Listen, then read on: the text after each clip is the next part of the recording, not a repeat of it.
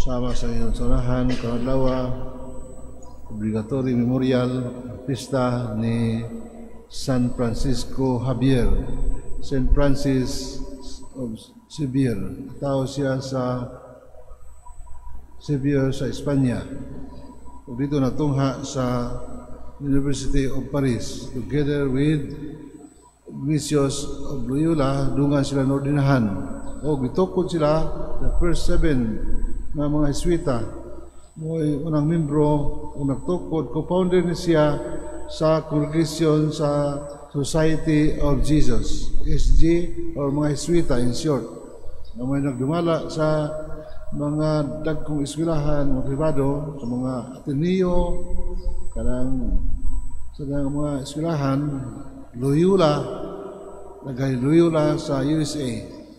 Dili sa Pilipinas, sa mga Ateneo, Xavier University na run and owned by the Jesuits. Kini si San Francisco Javier, kana siya ilhan siya sa iyang pagkamissionary, gan gihimo siya simbahan na mahimong patron sa mga missionaries together with Saint Therese of Lisieux. Nga silang duha mga missionaries. Unsay kalainan ng duha? Si Santa Teresita o Saint Therese of Lisieux, kanabang usa ka madre monghe nga nahimo siyang misyonaryo, kanabang millennial missionary. Bisag wala siya manggawas, wala siya palayo sa lugar, naa sa kumbento nagpuyo tungod kay ang iyang binuhatan kanang usa ka pagpadayag sa pagtuo, doing little things out of great love. Muna ang kang Saint Therese of Lisieux. Samtang kini si San Francisco Javier nga ipanaw siya sa ato sa Asia, gikan sa Espanya, gikan sa France, aron pag-spread sa pagtuo. Ingon gali nga sa tanan mga tao, sa kasaysayan simbahan, siya ang pinakadaghan nga gibunyagan next to St. Paul. Remember, siya ang daghan na bunyagan, isip missionaries.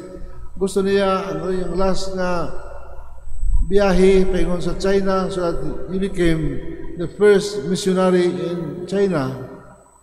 Apano siya padungguan dito for 3 months in the island, dito siya namatay.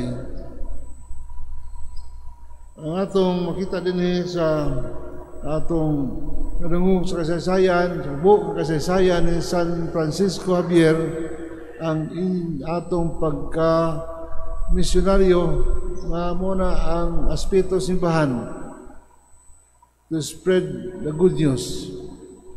Ang pagsangyaw sa iyang balita nga mipanaw siya taas-taas, layo madapit aron pagpadayag sa pagtuo o pagbunyag sa mga tao nga mahimong Kristiyanos.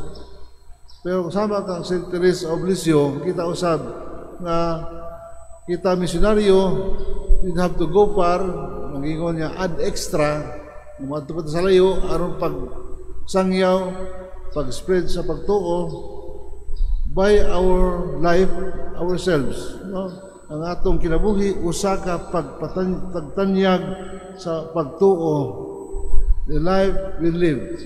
Muna ang pagsangyaw, ang atong kinabuhi, usa ka good news sa uban kung kita nagpuyo sa kinaiya, kinabuhi ni Kristo. Musbong ko, na may add extra, ito ka sa layo, assign ka dito, aron ka mag-alagad, isip misyonaryo, pero diya sa imong tungod, mahimo kang misyonary, diya sa imong pamilya, diya sa imong katilingban. Ang ating Ebanghelyo, ang Ginoo, nalipay siya, human niya ipadala ang mga tinunan, kung nalipay siya sa mga taho sa tinunan, nagmalampuson sa ilang misyon. Sa alipay siya, nagpasalamat ako, Ginoo. Langit ug yuta, May padayag man ngadto sa walay kahibalo ang iyong gidilong sa mga makinagmanon o sa may kahibalo. Kanang remember kini mga apostles, mga tinunan ni Jesus, mga simpleng tao, wala man yung mga bachelor's degree, wala may mga doctoral degree nakuha. Di man sila ilado sa katilingban, pero privilege sila nga nakita o nakasaksi sa bilagro ni Kristo. Muna nga sa atong simplicity, kita dali ra makasabot sa mensahe ni Kristo, labi na kita mampuon tungod kay wala may mga komplikasyon nga atong gihuna-una, wala may dagkong mga butang nga atong giambisyon. Sa mga simpleng tao, mga yanong tao sama sa mga tinunan o apostoles ni Jesus nga siya nalipay kay kasagari nato ang mga magkaibanon ray na kahibalo, ang mga manggialamon ra may kahibalo. Pero daghay mga may kahibalo na may batasan. Unang yun nga, edukado ka apan wa kay batasan. Yung sa uban niya, wa man kay grado, wa kay batasan kay tawhana, wa batasan kay grado. Parihara gyapon na nasa kaniya sa tao na kuno na kay edukasyon bisan pag pila ka tuig ang pagtuon pero wa kay batasan imo nang kinaiya. Kay mingon sa mga mo na nagwayad na siya, wa may batasan na, di mo tan-aw na yung mabisita kay wa may grado. Wala, ma-edukado, way grado, way batasan, ingon ta. Pero ang Ginoo mipili sa mga yanong tao sama ni mga mangisda aron pilion niya nga mahimo nga iyang misyonaryo diha sa pagpakuyanap sa ebanghelyo.